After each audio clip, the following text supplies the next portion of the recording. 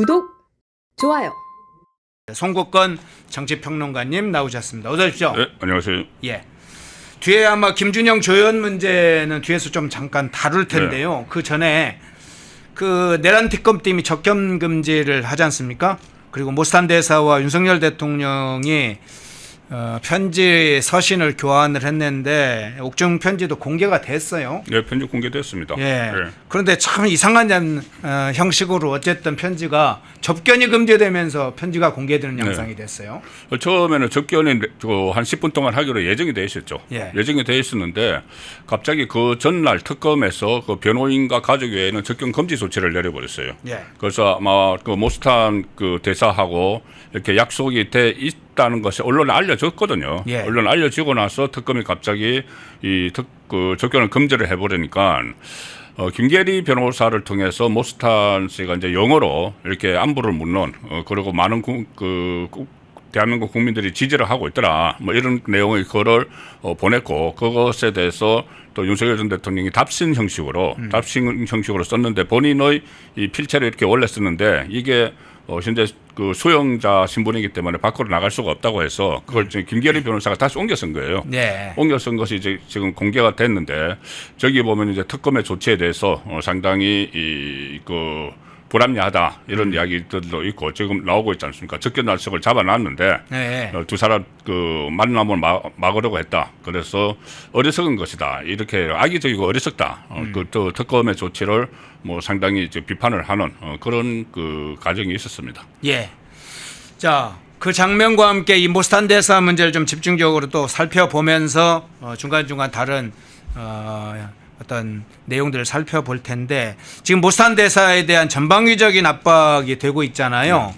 뭐 경찰, 내란 특검, 민주당 현역 의원, 법무부 장관 또 경찰이 추가적으로 지금 공항 입국 당시에 그 지지자들 경찰이 또 수사까지 지금 한다고 하는데 조현 외교부 장관이 이 문제에 대해서 인사청문회에서 외국인이 한국에 와서 정치활동을 하는 것은 용납하기 어렵다. 적절한 대응을 해나가야 한다. 뭐 이러면서 미 고위직 인사에 대한 정권 차원의 대응을 하겠다. 이게 공식화됐어요. 법무장관에 이어서. 네. 그러니까 이게 제가 좀 그런 생각을 해요. 긁어 부스럼을 만들고 있다. 그러니까 지금 현 여건에서 왜 이렇게 민감하게 반응을 할까? 모스탄 대사가 하는 이야기들이 저도 사실상 거의 제 방송에서 거의 다루지 않았어요. 예. 왜 그러냐면은 크게 보면은 어떤 이재명 대통령이 뭐 소년공이 아니고 소년범이었다. 이 이야기 하나 하고 그리고 또 하나는 부정선거 문제인데 부정선거에 한국에서 워낙 많은 분들이 이렇게 다루고 있고 이슈가 돼 있는 거니까 그런데 이 이재명 대통령과 관련한 그 부분은 어떻게 보면은 그 신뢰성이 좀 떨어지거든요.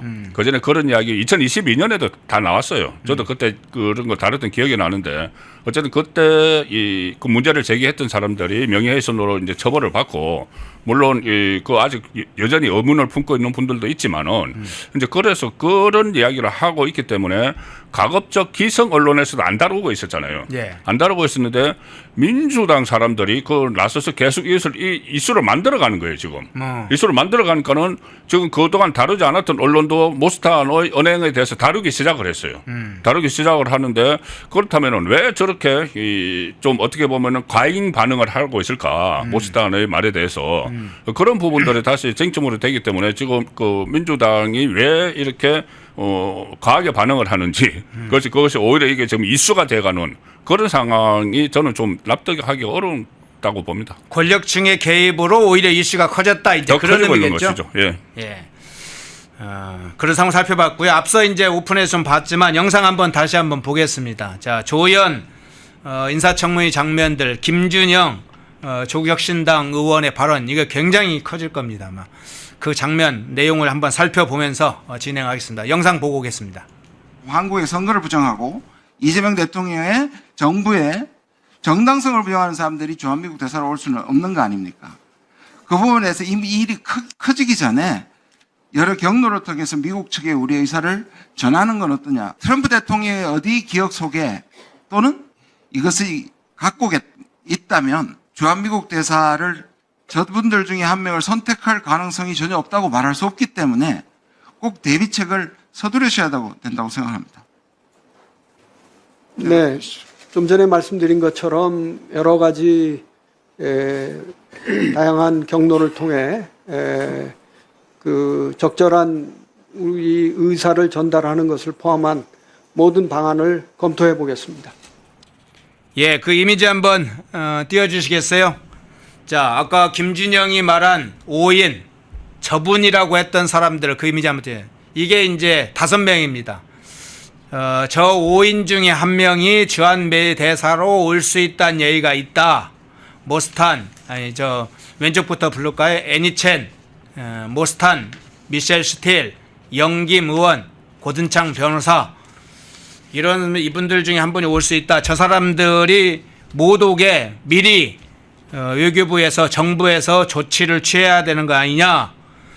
그러자 조 의원이 다양한 경로를 통해 이 다양한 경로라는 것이 뭘까요? 미국이 압력을 넣겠다는 건가요? 다양한 경로를 통해 어떤 조치를 취할지 고민해 보겠다 이렇게 답을 했어요. 아주 황당하고 외교적으로는 굉장한 무례한 국가적으로 외교적으로 할 수 있어서는 안 될 일이 벌어졌는데 어떻게 평가를 하세요? 우선 외교적 네트워크 총동원해서 대사 보임을 막아야 된다고 이야기를 했는데 그런 네. 외교적 네트워크가 있습니까? 이 외교적 정도에? 네트워크 미국 특사를 보니까 그러니까 네, 수준이 뭐 아유 뭐. 예, 그러니까 그 외교적 네트워크가 있었으면은 네. 벌써 한미 정상회담 했습니다. 네. 벌써 그 가서 한미 정상회담 했고 지금 8월 1일에 뭐 통상교섭 그 시한이잖아요. 네. 그런데 지금 아직 2주도 채 남지 않았는데 진전도 없어요. 이렇게 하면은 지금 미국과의 어떤 대화 단절이 다 돼버린 상황이고 특히 미국에서 주한미군 철수 또 뭐 방위비 9배 늘린다고 하고 여러 가지 이야기들이 나오는데 아무런 대책도 말을 하지 못하고 있는데 무슨 외교적 네트워크가 있습니까? 일단 그 부분부터 저는 이 뭐 조현 그 뭐 후보자가 뭐 어떤 네트워크가 있는지는 모르겠지만은 별다로 뾰족한 수가 없다고 보는 것이고 그건 이제 본질은 아니고 네. 이 본질은 지금 그 김준영 조국당 의원은 저는 작심하고 한미 관계를 흥컬기 위해서 이야기를 하는 한미 것 같아요. 관계를 깨려고. 네, 깨려고 이런 이야기를 했다고 저는 봅니다. 왜냐하면은 이 김준영 씨가 그 아시다시피 본인이 뭐 외교 전문가라고 해서 문재인 정부 때 국립 외교원장을 했어요. 예. 그리고 방송에 나와서 계속 미국 반미적인 미국의 적대적인 이야기를 굉장히 많이 합니다. 그런데 아들은 미국 국적이에요. 한국 국적 포기하고 미국 국적을 갖고 있는 사람이에요. 아들은. 그러니까 그가 속이 다른 사람인데 이 정도 본인이 자칭 외교 전문가인데 이 정도 얘기를 하면은 미국에서 그 한미 관계가 틀어질 거라는 거 다 알고 있는 거예요. 네. 다 알고 저는 이거 작심하고 이렇게 이야기를 했다고 보고. 계획된 발언이 있다 이거죠. 그렇습니다. 특히 영김을 이렇게 꼽은 것은 일단 영김 하원 의원은 지금 삼선 의원이고 아시아태평양 소위원회 위원장을 하기 때문에 대사로 올 수가 없어요. 현역 의원인데 그거 다 버리고 와야 되잖아요. 그 뭐 혹시라도 본인이 뜻이 강하다면 그럴 수도 있겠지만은 일단 후보 물망에서는 일단 빼야 되는 거예요. 그런데 영김을 왜 집어넣느냐? 영김이 지금 우리나라 지한파로서 모든 그 한미 관계 지금 그나마 인적 네트워크 이야기를 조금 전에 했잖아요. 인적 네트워크 민주당 의원들도 미국 가면 영김 먼저 찾아요. 아, 그럼 가교 역할을 하는군요. 예, 가교 역할을 해주고 있기 때문에. 예. 그러니까는 그러면은 우리가 이 영김에 대해서 잘 활용을 하고 특히 지금 한미 관계가 지금 복합적 위기인데 그래야 되는데 영김을 반한 오적 여기다 넣어버렸잖아요. 예. 그렇다면 이것은 결국 영김에 대해서 배척을 해버리는 이 정권이 이 영김을 배척을 해버리는 그런 결과가 되는 것이죠. 이게 그냥 뭐 언론 인터뷰나 이런 데서 이야기한 게 아니고 인사청문회, 외교부 장관 인사청문회 국회에서 이런 발언을 했기 때문에 저는 다분히 의도가 있게 한미 관계를 흥컬기 위해서 했다는 발언으로 보고 있고 예. 여기에 더 이해할 수 없는 사람이 바로 조현이죠. 조현 그 외교부 장관 후보자가 외교부 장관이 되겠다는 사람이 여기에 대해서 본인은 분명히 이야기를 했어야 돼요. 반한 오적이라는 표현은 과하다. 그리고 그 안에서 또 저 영계임이나 이런 사람을 넣은 것도 뭐 다른 사람도 다 마찬가지지만은 이렇게 넣은 것은 한미 관계에 상당히 그 어떤 불편한 기록을 흐를 수 있다. 지적을 했어야 돼요. 그렇죠. 지적을 했어야 말을 돼요. 수정하도록 네, 하게 말을 해야죠. 수정하도록 만들었어야 돼요. 잘못된 발언이다라고. 네, 그런데 거기에 부안해동 해가지고 뭐 외교적 네트워크 총동원해서 네트워크도 없으면서 대사 보임을 막아야 된다 이렇게 했다는 것은 저 외교부 장관 자격이 없다고 봅니다. 예.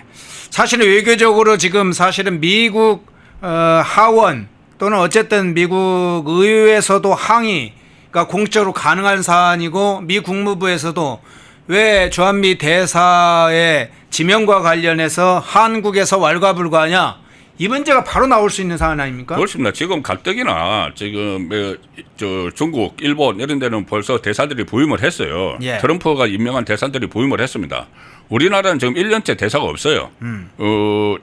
지금 대리 대사가 지금 그 일을 하고 있고 대사 아그레만 같은 거, 그러니까 대사로 유력하게 검토된다는 사람도 없어서 최근에 언론에서 이거 정말 그 트럼프가 한국을 너무 그 패싱하는 것 아니냐 이런 이야기까지 지금 나오고 있는 상황이에요. 그러니까 대사로 지금 조셉 윤이죠. 대리대사 체제로 1년 이상을 가고 있는 상황인데 여기서 이 대사로 올 사람들 자기들이 딱딱딱 찍어가지고 자기들 마음에 들지 않는 사람들 그러니까는 이 범 여건 아닙니까 조국 땅이면은 네. 그리고 저 외교부 장관 후보자도 거기 부안해동했고 그러면 범 여건 사람들이 이 반한 오적 이렇게 해서 아예 대사 명단에서 빼버렸다.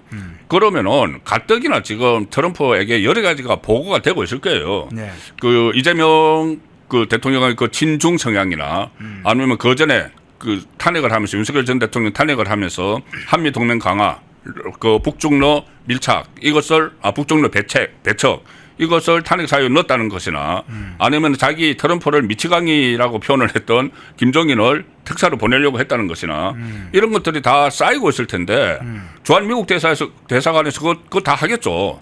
그런데 또 이런 식으로 발언이 나오고 또 외교부 장관 후보자가 여기에 보완해동했다고 하면은 미국에서 항의도 들어올 가능성이 있을 것 같아요. 예.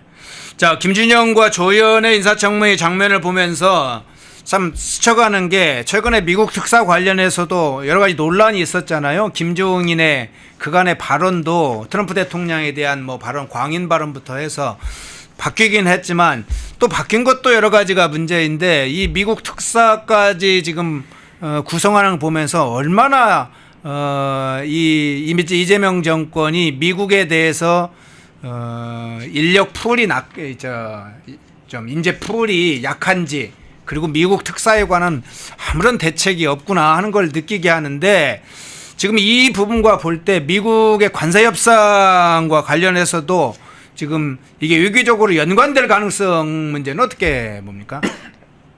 사실 트럼프의 그 리더십이 네. 보면은 굉장히 적극적이잖아요. 네. 적극적이고 본인의 개인 문제하고 많이 연결시켜요. 개인 문제하고 연결시키고 어떻게 보면은 뭐 협상의 기술이라고도 볼 수 있지만은 밀고 당기기로 막 하고 있는 상황인데 지금 이렇게 그 좀 미국 대사 문제나 뭐 여러 가지로 트럼프의 우리가 트럼프 심기를 살펴야 된다는 게 아니고 예. 트럼프 심기가 불편해지면 협상이 안 되는 거예요. 굳이 그렇게 할 필요는 없는 거지 않습니까?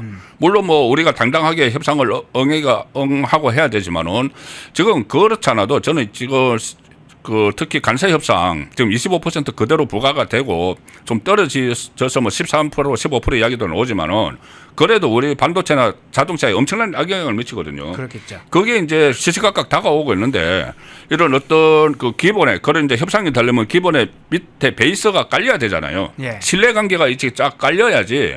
그다음에 이제 구체적인 협상에 들어가는데 신뢰를 지금 쌓지 못하고 오히려 무너뜨리고 있는 상황이기 때문에 저는 이게 상당히 좀 우려스러운 상황으로 가고 있고 그리고 제가 실기를 했다고 말씀드리는 것이 그때 기억하시겠지만은 그 한덕수 대통령 권한 대행 체제 때 네. 그때 트럼프와 회담을 하기 위해서 수십 개국 정상들이 줄을 서 있었어요. 수십 개국에서 우리하고 먼저 협상을 하자고 했는데 트럼프가 5나라를 딱 꼽았습니다. 우리나라하고 일본하고 그 호주, 영국, 인도 이렇게 꼽았어요. 꼽아서 우리 우방국이니까는 우선 협상하겠다고 이야기를 했습니다. 네. 그래서 그때 그 최상모 경제부총리도 가고 그 안덕건 그 산업자원부 장관도 가고 이렇게 했는데 심지어 그때 한덕수 대통령 권한 대행이 가야 된다는 이야기가 막 나왔어요. 그랬죠. 직접 같이 정상회담을 해야 된다고. 네. 그런데 그때 이재명 후보 쪽에서 뭐라고 했냐면은 이재명 대표 쪽에서 협상하지 말라고 했습니다. 협상하지 말라. 네. 우리가 집권하면 우리가 집권할 텐데 우리가 집권하면 협상하겠다고 했어요. 네. 그래서 그것을 허지부지 그냥 놓쳐버렸습니다. 놓쳐버렸고 지금 다시 이제 그 유예를 다시 해서 원래 7월 달까지 유예했다가 다시 8월 1일까지 유예를 했는데 그 기간에 해야 되는데 자기들이 하겠다고 했잖아요. 자기들이 협상하겠다고 그 전 정권에서 하지 말라고 했잖아요. 근데 지금 그런 능력이 없어서 못 하고 있는 거예요, 협상을. 아예 그 신뢰마저 지금 무너뜨리고 있는 이런 상황이니까 이게 결국은 나중에 전부 다 이 국익에 손상을 가는 거고 국민에게 피해를 주는 우리 기업에 피해를 주는 그런 그 상황이 좀 벌어지고 있는 거죠. 예. 그러면 모스탄 대사가 귀국 후에 지금 상황도 좀 궁금합니다. 트럼프 대통령과 면담할 예정이다. 이렇게 지금 알려지고 있어요. 예, 아마 뭐 본인이 트럼프 그 대통령과 그러니까 트럼프 일기 때 어쨌든 그 국제 형사 사법 대사라는 것을 트럼프 일기 때 맡았잖아요. 네. 맡았고 뭐 한라인도 있는 걸로 그렇게 평가를 되기 특히나 때문에 고든창 변호사하고는 아주 가까운 사이이기 그렇죠. 때문에. 고든창 변호사도 지금 트럼프 대통령과 상당히 가까운 사이고 그렇기 때문에 본인이 면담 요청을 할 수가 있겠죠. 면담 요청을 하면은 안 그래도 트럼프 대통령 입장에서는 지금 한국 상황이 좀 궁금할 거예요. 여러 가지 저 대사관으로부터 뭐 보고는 받고 있지만은 트럼프도 우리나라가 미국 기준으로 보면은 미국이 무역 적자를 보는 나라 중에서 올해가 7위, 8위, 6위, 7위, 8위 정도 되거든요. 예. 그러니까 굉장히 중요한 나라예요. 저 통상 교섭을 하자면은. 그래서 트럼프는 한국과 협상을 하고 싶지만 일종의 지금 그 협상의 기술을 발휘를 하고 있는 거거든요. 좀 그 머리 하는 척 하면서 또 이렇게 막 밀고 당기고 하는데 예. 그러면은 금방 막 이제 한국에 가서 한국의 분위기를 살피고 왔기 때문에 이 같이 만나서 이 이야기를 들어볼 수 있는 그런 상황이 될 수도 있죠. 그러면은 뭐 좋게 이야기할 리는 없겠죠. 몰스탄 교수가. 예. 그래서 그런 부분도 전체적으로 신뢰를 지금 무너뜨리는 상황이 되지 않을까 그 걱정스러운 거죠. 예. 먼저 첫 번째 주제로 모스탄 대사와 관련해서 김준영, 조연 인사청문회 장면부터 해서 여러 가지 좀 살펴봤습니다. 자, 주제를 좀 바꿔볼게요. 김용대 드론사령관 문제 살펴보겠습니다. 내란 특검팀이 김용대 드론 작전사령관을 피의자 신분으로 소환해 조사를 했습니다. 지금 사진 한번 보시죠. 저게 김용대 드론 작전사령관입니다. 굉장히 군인으로서 기계가 상당히 넘치는 분이에요. 어제 김용대 사령관 출석하면서 기자들에게 이렇게 얘기했습니다. 특검 조사를 받는 것 자체가 그 자체가 참담하다. 저의 모든 행동은 국가와 국민을 위한 것일 뿐 개인적 이득을 취하려 한 적은 단 한 번도 없다. 이렇게 당당하게 밝혀서 눈길을 끌었어요. 대부분의 상당수의 사람들이 피의자로 소환되면 고개를 숙이고 하거나 말을 못해요. 대부분. 근데 김용대 사령관은 딱 자신의 입장을 뚜렷하게 밝혔어요. 자, 내란 특검팀 위헌 혐의죄, 위헌 유치죄는 잘 안 되니까 이제 위헌 혐의 중에 일반 이적죄도 적용하겠다 이런 얘기까지 나오고 있는데 어떻게 평가하죠? 이게 그 말이죠. 이제 작년 10월하고 11월에 예. 이 우리 군이 드론을 북한으로 띄웠다. 그리고 심지어 뭐 민주당 김병주 같은 사람은 자기가 그 군인 출신이면서 거기에 어디로 띄웠다. 그리고 무슨 부대에서 띄웠다. 그 김정은 뭐 간저로 갔다. 이게 뭐 우리 국방 기밀 같은 것을 술술 지금 자파방송에서 다 공개를 하고 있어요. 그런데 이 핵심이 뭐냐면은 10월하고 11월 달에 띄웠다는 것이 그러면 이게 왜 띄웠느냐? 이게 저 특검하고 민주당에서 주장을 하는 것은 북한을 그 자극을 해서 하면은 북한이 도발을 할 테니까는 그것을 핑계로 해서 계엄을 하려고 했다. 이 논리를 지금 이거 가설을 세워놓은 거예요. 그랬죠. 가설을 딱 세워놓고 접근을 하는데 제가 여기에 대해서 여러 가지 자료도 보고 하니까는 그 가설은 엉터리입니다. 제가 볼 때는. 왜냐하면은 지금 김용대 사령관이 이야기한 게 하나가 뭐냐면은 우리가 드론을 띄운 것은 10월 11월에 그리고 그 시점에 오물풍선이 막 날아왔기 때문에 오물풍선이 날아와서 거기에 대응 전략으로 한 거다. 내가 건의했다고 이야기를 했어요.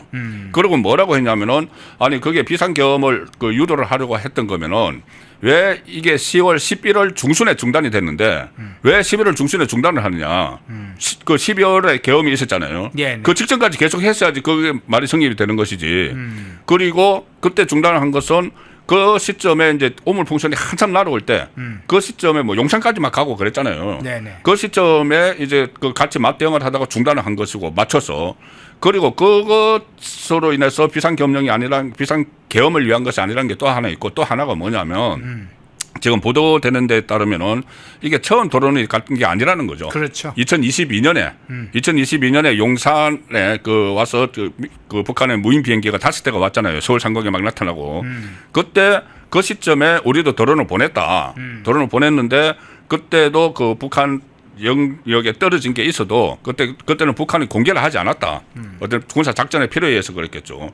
그렇다면은 2022년이면 윤석열 정부가 처음에 출범했을 때인데 출범하고 한 6, 7개월밖에 안 됐죠. 네, 예. 출범했을 때 그러면 비상계엄을 그때부터 준비를 했었다는 말이죠. 이게 말이 안 되는 거거든요. 예. 그런데 어떻게 하든 이게 이제 특검은 이런 겁니다.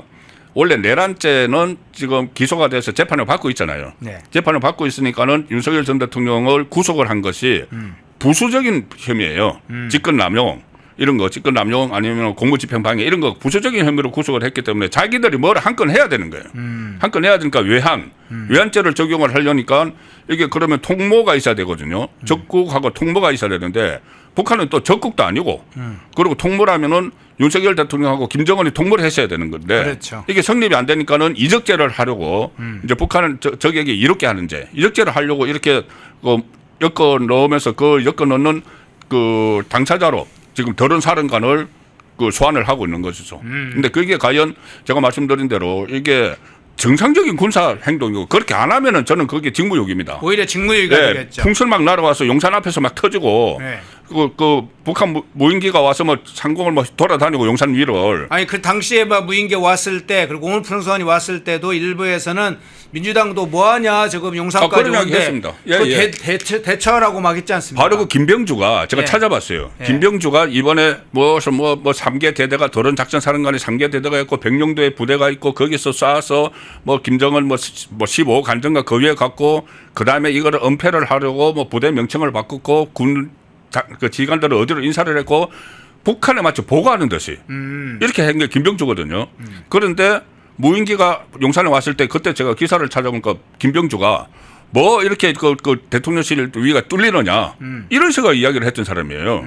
그러니까 이게 지금 어떤 뭐 국방 이 문제는 우리 국민 생명과 연결되는 이야기예요. 네. 그런데 그거를 그 별에게 출신이라는 사람이 이렇게 막 그 이야기를 하고 그리고 특검하고 어떻게 보면 호흡을 지금 보조로 맞춰가지고 군 내부를 막 덜 쑤시는 이게 과연 정상적인 상황인가 싶습니다. 예. 시청하시면서 좋아요 한번 살펴서 꼭 눌러주시면 좋겠습니다.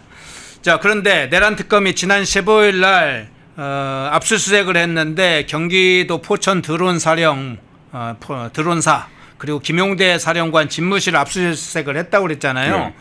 그때 김용대 사령관의 유서를 컴퓨터에서 발견했다 이렇게 내란 특검팀이 알렸습니다. 공개했습니다. 그리고 그 내용도 일부 알려졌는데 저는 그 유서가 발견됐다. 뭐 이제 실제로 극단적 선택은 하진 않았습니다. 근데 유서를 써놨다고 하는 것은 어떤 마음의 준비를 했다는 느낌도 들었는데 동시에 이런 어떤 생각이 쭉 스쳐갔어요. 문재인 정부 당시에 적폐청산 과정에서 돌아가신 분들 있잖아요. 이재수 전 기무사령관, 변창훈 검사, 정치우 변호사. 저는 잊히지도 않는 이 세 분, 이재수 전 사령관, 기무사령관 다시 얘기합니다. 이재수 전 기무사령관, 변창훈 검사, 정치우 변호사.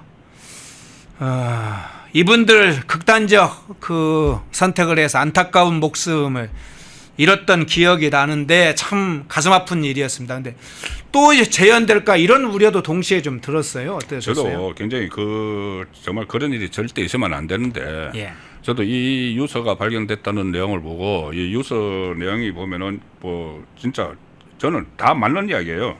나는 이념을 떠나서 국민과 국가를 위해 살아왔고 국민을 위해 무인기 투입 작전을 건의했다. 건의했다고 나오잖아요. 예. 자기가 건의한 거예요. 위에서 내려온 게 아니고 그 억울하다. 군인으로서 부끄러운 행동을 한 적은 없다. 이런 내용이 담겨 있는데 저는 이것을 딱 보면서 말씀하신 대로 뭐 다른 변창훈 검사도 있고 하지만은 이재수 사령관이 딱 떠오른 거예요. 네. 같은 군인이고 이재수 기무사령관이 그때 뭐 세월호 유가족들 사찰을 했다. 뭐 이런 그것은 이제 뭐 혐의라고 해가지고 구속영장을 신청을 했죠. 근데 영장 실질 심사에 가는데 수갑을 채워서 갔어요. 그때 검찰에서. 그것은 전례가 없는 일입니다. 영장 실질 심사 받으러 가는데 구속이 될지 안 될지 모르는데 왜 수갑을 채워서 가요? 이건 일종의 망신족이죠. 그렇죠. 망신족이고 이 기선 제압을 하기 위해서 검찰 수사당국에서 기선 제압을 하기 위해서 그러니까는 얼마나 수치심이 느껴졌습니까? 이재수 그때 사진을 보면은 들어가면서 이를 악 물고 들어가거든요. 이를 악 물고 들어가고 그리고 마치고 나서 그 극단적인 선택을 해버렸죠. 정말 그런 일이 있으면 안 되는데. 그런데 지금 김용대 사령관도 지금 본인은 억울하다는 이야기를 계속 하고 있잖아요. 억울하고 이게 어떻게 본인의 지금 30몇 년 동안 군대에 있었던 그 명예가 한꺼번에 무너지는 거예요. 이재수 전 사령관하고 마찬가지로. 이게 제가 조금 전에 말씀드린 대로 본인이 건의를 해서 도론사령부의 그 설립 목적이 심리전이 들어가 있어요. 네. 오물풍선 나르는 게 심리전이지 않습니까? 그렇죠. 그럼 심리전으로 맞대응을 하면은 당연히 드론을 날려서 그 위력 가세를 해야죠. 무력 시위를 해야죠. 그런데 그걸 가지고 마치 그 어떤 뭐 내란 혐의를 지금 씌우려고 하는 외환 혐의를 씌우려고 하는 이런 상황이 되니까 본인이 정말 이 명예에 큰 상처를 입고 이 유서까지 작성을 해놨다. 그래서 지금 다행입니다. 지금 어제 소환 조사를 받았죠. 네. 소환 조사를 받아서 어떤 신변에는 이상이 없어서 다행인데 이런 식으로 하면은 정말 또 어떤 그 상황이 벌어질지 정말 걱정됩니다. 예. 시청하시는 우리 박민희님 그리고 몇 사람들이 견뎌야 된다. 버티고 버티시라고 했네요. 이겨내야 됩니다. 2017년, 18년, 19년 그 기간 동안에 많은 분들이 그걸 또 이겨냈습니다. 고개를 당당하게 들고 이겨내야 됩니다. 버티는 것도 강한 의지가 필요합니다. 이재수 전 사령관이나 변창훈 검사나 정치호 변호사 참 가슴 아픈 일이긴 하지만 그래도 견디면서 싸워야 됩니다. 그러시기를 좀 부탁도 좀 드립니다. 이 내란 특검이 이 군인들의 제복 입은 군인들 국가를 위해서 헌신해왔던 사람들을 향해서 이렇게 모독하는 행위 자신들은 진짜 뭘 내놓고 한번 싸운 사람들 있나요? 조은석 같은 경우는 좋은 자리 찾아다 있잖아요. 감사원에 있고 네. 이번에 특검되고 일종의 정치인 다 돼 있던데 그런 사람들이 이 군인을 이렇게 모독하고 있어요. 그러니까 저번에 그 정청래가 네. 정말 그때 붕괴했습니다. 정청래가 제복 입은 그 군인들 장성들을 쭉 불러가지고 뭐 하면서 일어서 앉아 군대도 안 갔다 온 사람이 네네. 뭐 방화 그 미국 대사관 방화 미수 사건으로 군대도 안 갔다 온 사람이 예. 그런 식으로 뭐 장성들을 일어서 앉아 퇴장해 뭐 이렇게 하는 거고 제가 붕괴했거든요. 그리고 지금 어쨌든 이 비상계엄하고 탄핵에서 가장 최대 피해자가 저는 우리 군이라고 봅니다. 우리 군인데 어떻게 하든 지금 그 명예를 다시 회복을 시켜줘야 될 시점이에요. 지금쯤은 이미 윤석열 전 대통령 구속돼 있고 그 관련자들 많이 김용민 장관도 다 구속돼 있고 했지 않습니까? 그러면 일선 군은 명예를 회복시켜줘야 될 시점이에요. 그런데 오히려 뭐 특검이 나오면서 본인들이 이 외환죄 이적죄라는 것을 하나의 그 공을 세우기 위해서 이렇게만 몰아붙이는 게 이게 과연 이 도대체 목적이 뭔가 그 본질을 의심할 수밖에 없는 상황이 벌어지고 있다고 봅니다. 예.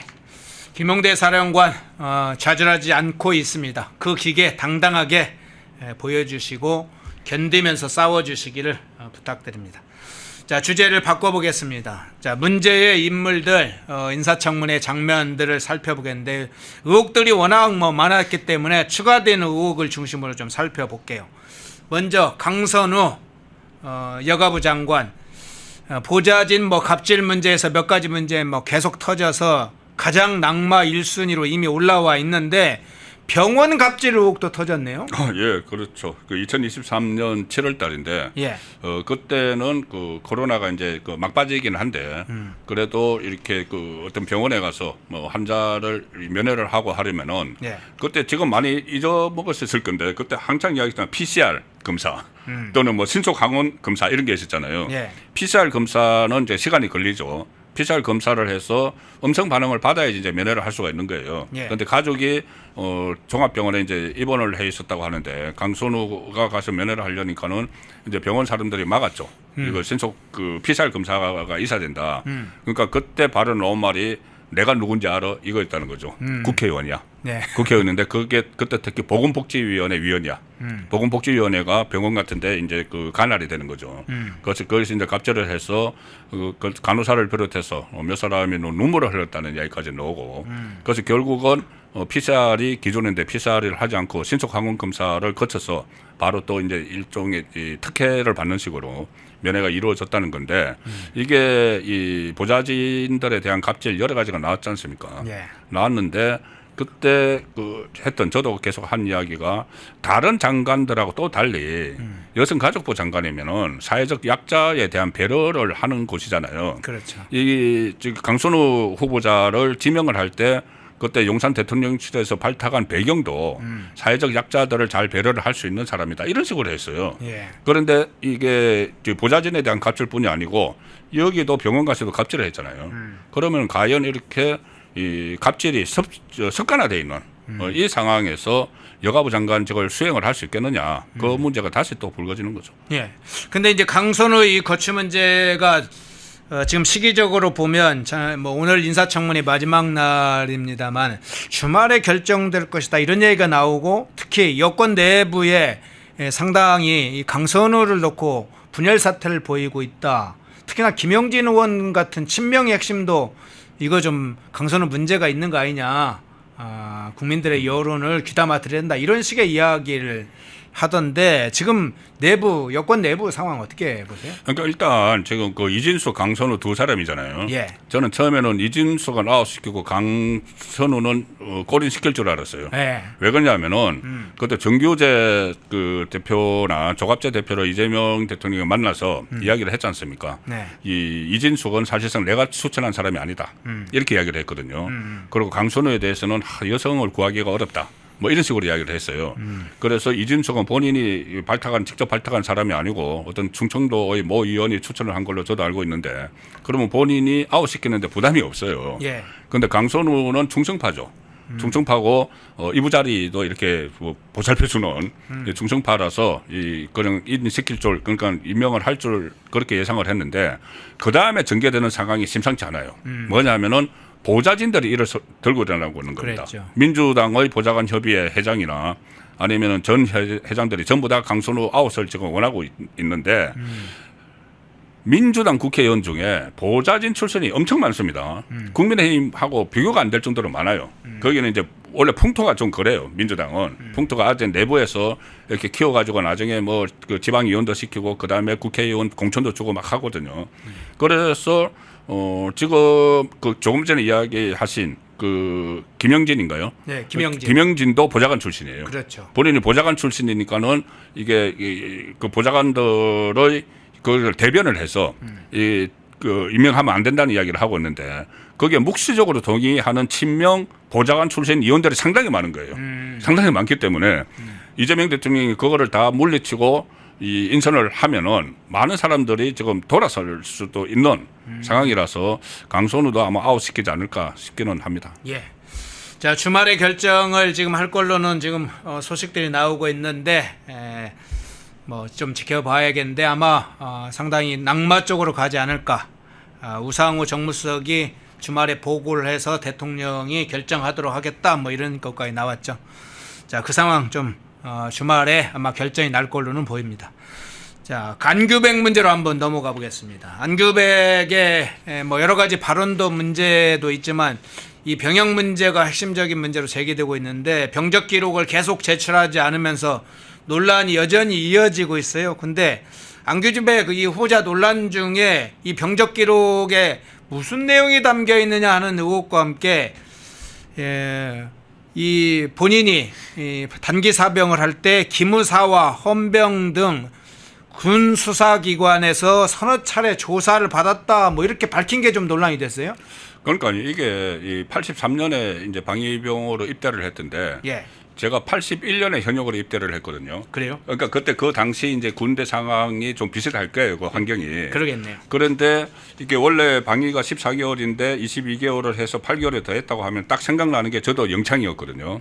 왜냐하면 제가 있던 부대에서도 저는 그러지 않았지만 모범사병이었지만 모범사병이었어요? 제가 있던 부대에서도 사고를 치거나 예. 아니면 이제 뭐 탈영을 해서 뭐 기가가 늦거나 예. 이러면은 이 군기교육대나 헌병 영창을 보냈어요. 예. 군기교육대는 이제 자대에서 하기 때문에 안에서 끝나는데 외부 헌병대로 갔다 오면은 예를 들어서 한 달 갔다 오면은 제대가 한 달 늦게 해요.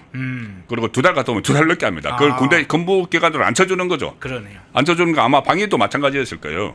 그래서 내가 이거 뭐 영창 한번 갔다 왔던 거 아니야? 뭐 이렇게 하고 그런 그 제보가 또 국민의힘 위원실에도 또 들어온다고 해서 그렇게 생각을 했는데 그리고 본인이 그전에 인사청문회 하기 전에 병적 기록서만 내면은 깔끔하거든요. 그렇겠죠. 깔끔한데 내지 않고 있어서 뭔가 시나리오를 만들겠구나 생각을 했는데 어쨌든 그게 시나리오인지 맞는 건지는 모르겠지만 본인 주장은 이 본인이 그 근무를 일단 정상적으로 14개월을 마쳤는데 마쳐서 학교에 복학을 했는데 그런데 다시 며칠 더 해야 된다고 연락이 왔다. 그것이 여름 방학 때 했다.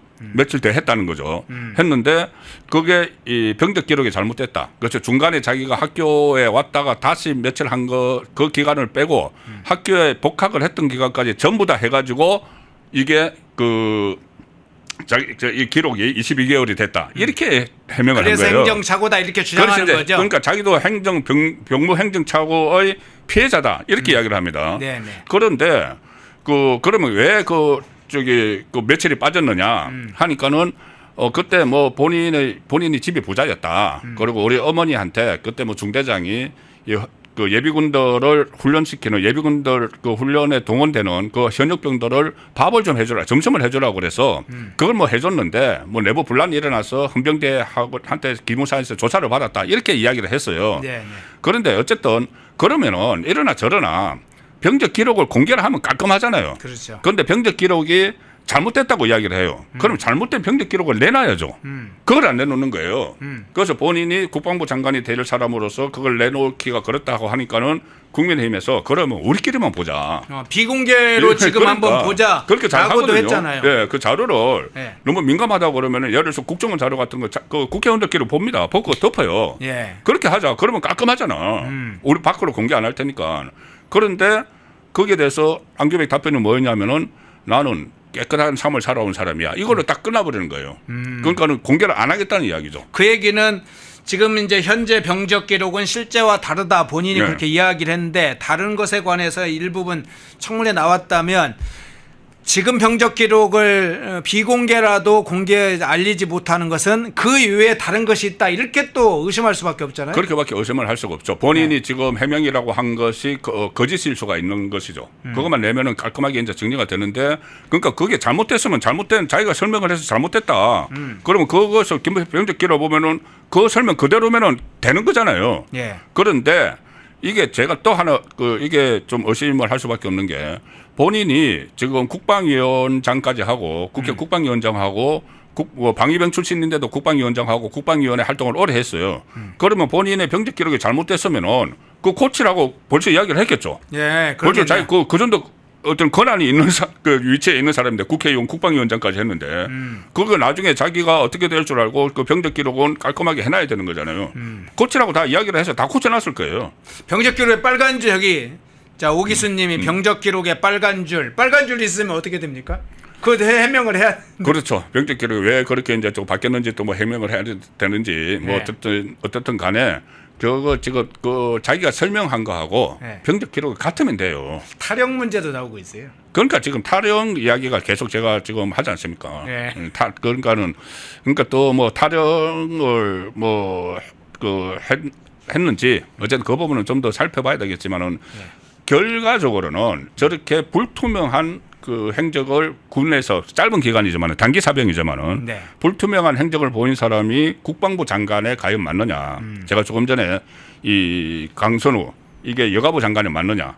이준숙도 마찬가지예요. 예. 이준숙이 교육부 장관에 맞느냐? 표절 이런 건데 예. 그러면은 이 병적 기록이 불분명한 사람이 국방부 장관이 맞느냐?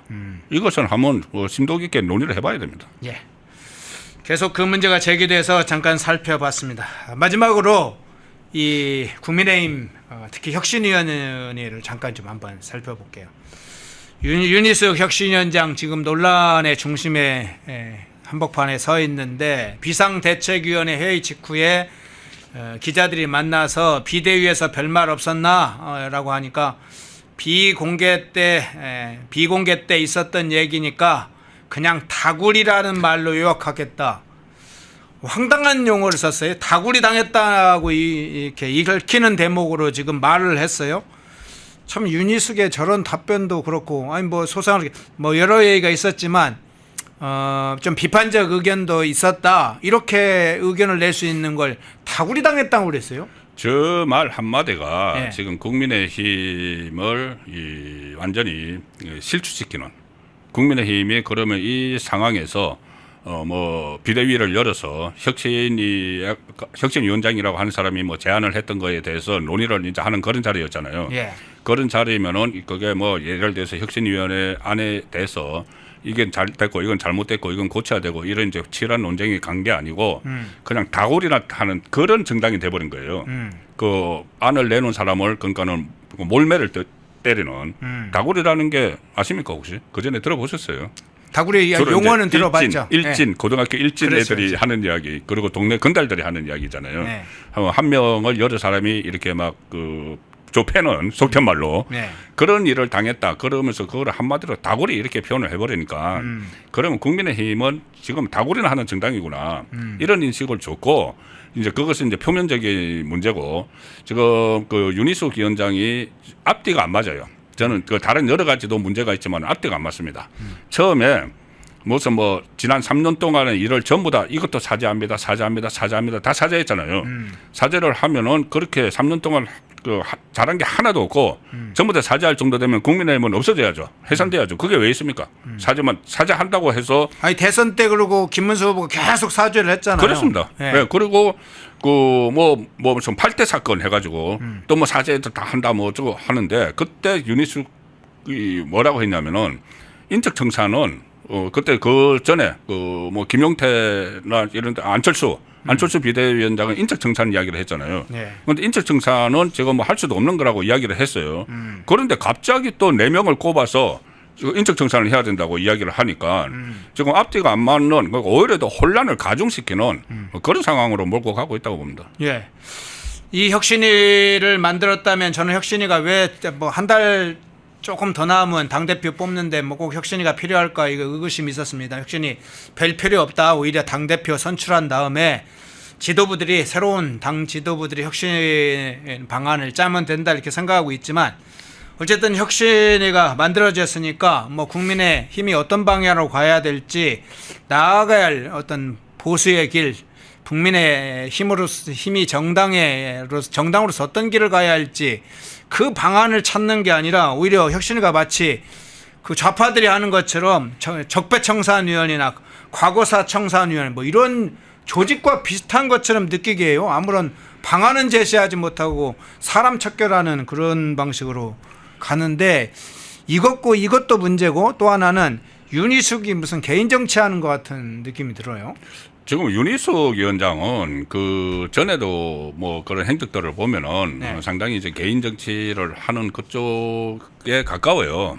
가깝고 조금 전에 말씀드린 대로 정말 고민을 해보고 하는 이야기인지, 그 여의도 연구원장으로 있었지 않습니까? 여의도 연구원장으로 있으면서 여러 가지 지금 현재 당의 상황에 대해서 어떤 심각한 고민을 했으면은 저런 안이 나올 수가 없어요. 그리고 오락가락 할 수가 없어요. 네. 인적 청산은 없다고 했다가 인적 청산 해야 된다고 했다가 이렇게 나올 수가 없는 겁니다.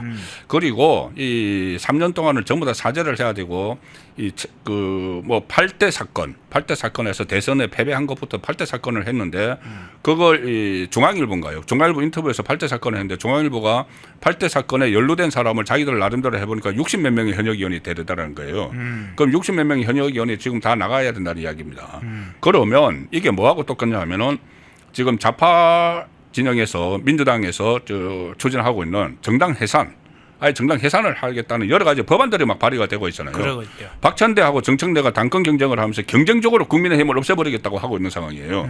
그러면은 국민의힘이 없어지면은 이 위원정당 해산 청구가 현재에서 받아들여지면은 107명의 국회의원 배지도 다 날아갑니다. 그 상황을 지금 만들 수도 있다고 하고 있는데 그러면 국민의힘 안에서 맞아 우리는 그렇게 돼도 싼 정당이야 이 이야기를 하고 있는 거죠. 윤희숙 그 위원장은 3년 동안 모든 걸 다 잘못했고 8대 사건에서 모든 걸 다 잘못해서 이 그 60몇 명의 의원들이 다 잘못한 사람들이니까는 그러면은 당 없어지는 게 맞죠. 그러니까 그 좌파가 공격을 하는 거기에 대해서 일종의 안에서 논리를 제공을 해주는 이런 상황을 맞이하고 있는 거죠. 그게 다가 아니지 않습니까? 예. 대선에서 그때 이겼고 초반에는 뭐 저기 어떤 뭐 그 노동 개혁 같은 거 상당히 성과도 있었잖아요. 민노총 회계 공채 같은 거 예. 이런 거 다 끄집어내고 성과도 있었고 그 지방선거도 이겼고 그다음에 그런데 그런 것들을 쌍거리 무시하고 마치 이 헌납을 하는 것처럼 민주당에 이렇게 무슨 뭐 갖다 바치는 것처럼 이런 식의 나오는 것은 이것을 진정하게 뭐 당을 살리기 위한 그런 노력이 아닌 거죠. 저는 이번에 나경원, 윤상현, 장동혁 뭐 이런 분들을 딱 찍어서 사실은 척결한다는 것은 결국은 내란 특검이나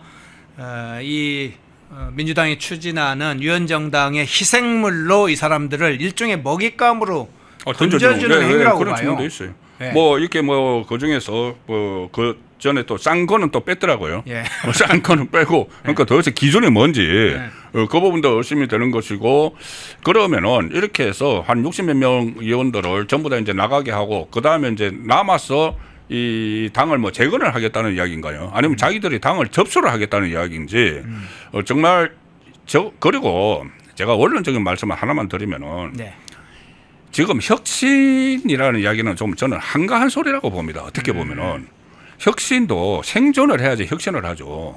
생존을 해야지 그 조금 전에 뭐 이야기한 여러 가지 혁신 방안들 그것이 이제 검토를 해볼 수 있는 것이지 위원정당으로 해서 당을 없애버리겠다고 하는데 거기서 뭐 혁신 그러면 혁신을 하게 되면은 지금 당을 없애겠다는 쪽의 입맛에 맞는 이야기를 지금 하고 있잖아요. 예. 그러면 당이 없어지기 십상이죠. 그러면은 양쪽에서 손뼉을 같이 쳐버리는 게 되잖아요. 손바닥을 서로 마주 쳐버리는 게 되잖아요. 예.